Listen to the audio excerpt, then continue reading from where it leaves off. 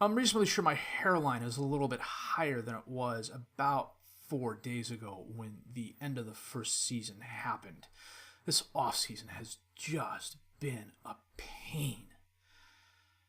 Holy cow, a lower league team with a lower league reputation, even with the amount of money we had to spend, I just could not attract enough quality players to the squad. And as a result, the youngsters are going to get a lot of playing time this year, which could be a good thing or a bad thing. We'll have to find out.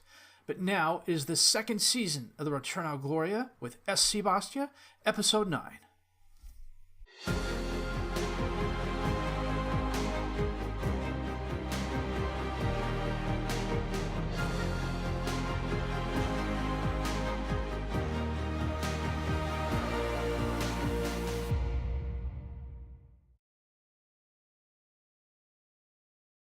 I was pretty happy at the end of last season with the payroll we had and the amount of transfer money we had. I really thought I'd be able to put it to good use.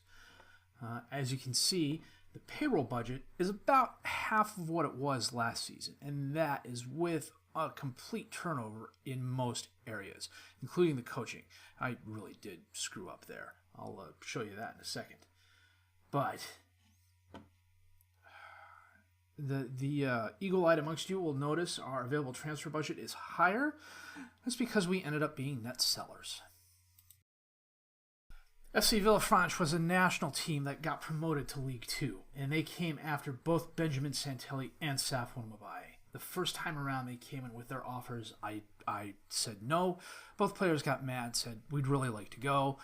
I said okay, but only if they meet this valuation. And sure enough, 3 days later, on the dot with each of them, they met the valuation. Santelli was the first out, 95,000 euros going to 110,000 euros based on appearances. Safwan Mabai went for 105,000 euros going to 130,000 euros based on appearances. Gary Koulibaly went to Heracles on a free. Bakana, still can't pronounce his last name, went to Dila on a free.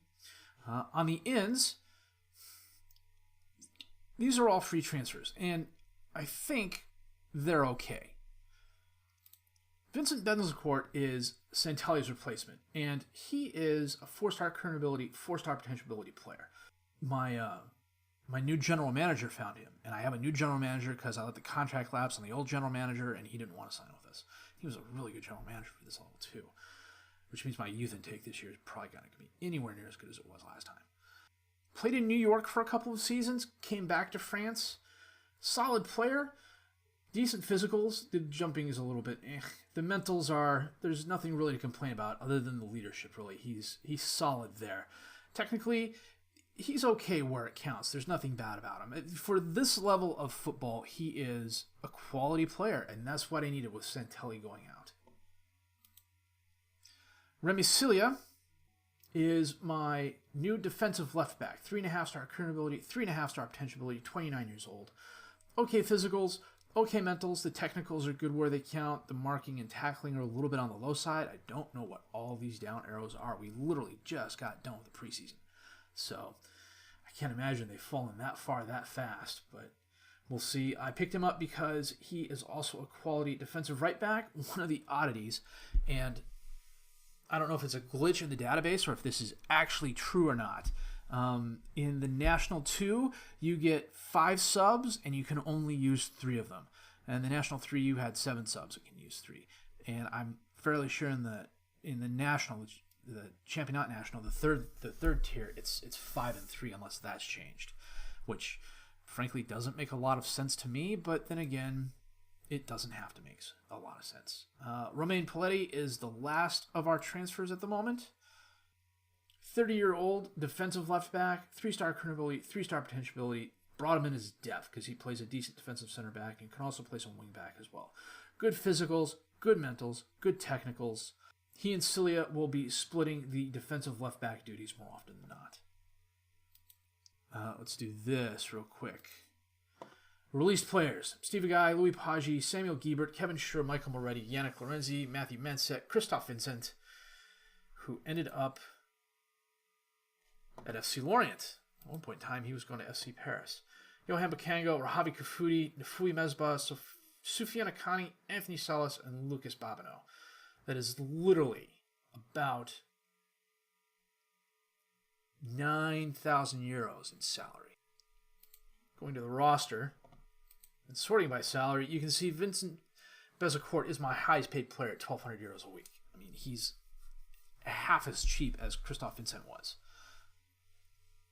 And if I sort the squad by ability, we've got some decent ability, and we have some very good potential.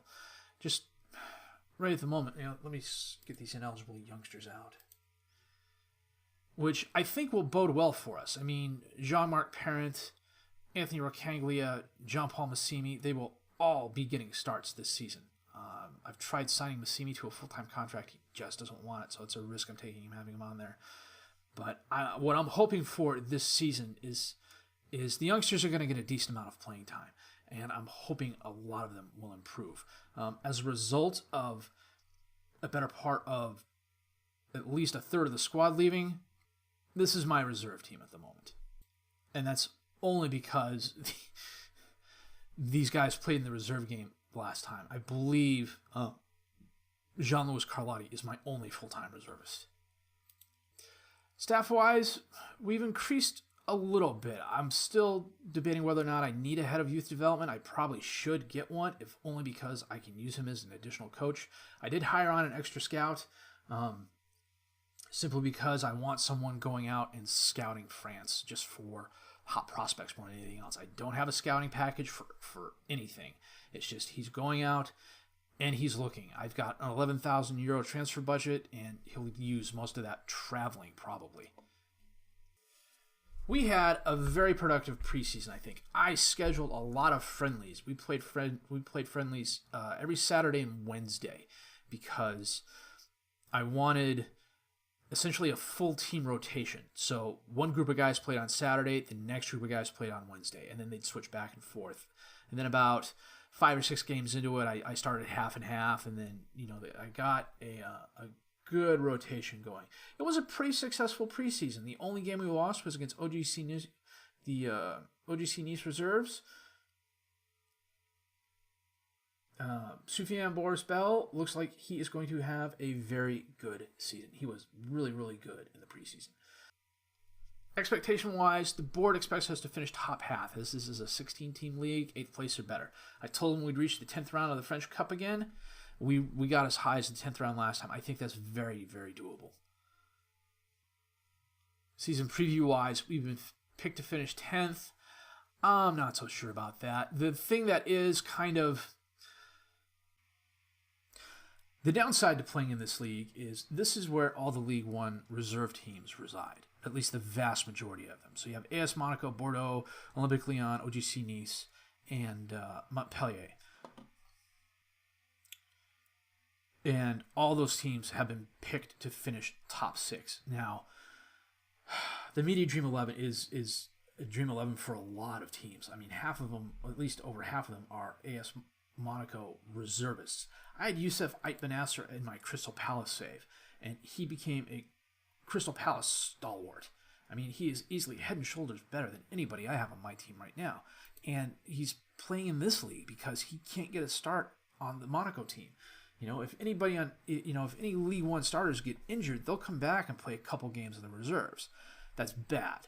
What's good, though, let me go to the rules. In addition to a little bit of money being rewarded for where you finish, the B teams are not allowed to be promoted from this division. So, as an example, last season, Monaco, Olympique Lyon, and OGC Nice finished top 3, but because they are the reserves team, Jura Sud got the promotion to the national. So, as long as we do stay top half and we stay within reach of any one of these B teams, yeah, we could get promoted. I don't think it's going to happen this year. The squad just isn't strong enough. I mean, we'd have to get some very, very good performances out of the youngsters and stay healthy for that to happen. And I just don't see that happening. I don't. Last but not least, I've got 3 tactics I'm training up again this year. A 4-2-3-1. 4-2-1-3 DM wide, and lastly a 4-2-4. I don't know which one I'm going to be playing all that often. All of these are wing-based formations because that's where the strength of our team is. But literally, we're 2 or 3 key players away from just a disastrous season, I think. This is going to be a building year for us. I would expect us to finish top half and then challenge for promotion next year. We'll have to see what happens. So, what we are going to do next episode is come back for the game at OM Reserves.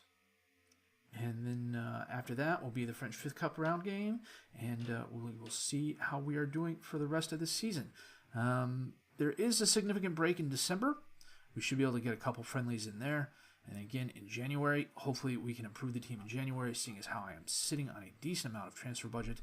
And I've got a couple loan offers out as well. This year, I'm able to accept loanees from teams that want me to pay all of their salary, which is in our favor. It's having money to spend on a salary is just... You forget how much it matters when you're playing some of these, top league teams. I never worried about my salary at Crystal Palace because I was never going to come close to spending it all. And if I did, I knew I had enough transfer budget to cover it. Yeah, last season was just horrible. The only thing that was worse than that was this offseason with all the transfers. I kid you not. If I sat down and counted them out, I probably made offers to at least 45 or 50 players. And they all turn me down because they don't think we have the financial package to offer them. As a matter of fact, one of the things I did was I went to scouting, I went to player search, chose all the defensive left backs and wing backs, invited them all for trial, all 121 of them. 3 of them came. And the one I did offer the contract to didn't take it. So, I thought I was too pessimistic last season about our chances in the National 3. And something tells me that pessimism is going to be deserved this year in the National 2. That said, it's going to be an interesting season for sure. I think finishing top half is definitely doable. If you liked what you've seen and heard, please leave a like, subscribe to the channel for more content. Questions, criticisms, comments, leave those down below. I will answer them as fast as I can. My name's FM19, and you've been watching the Return Out of Gloria with SC Bastia, Episode 9.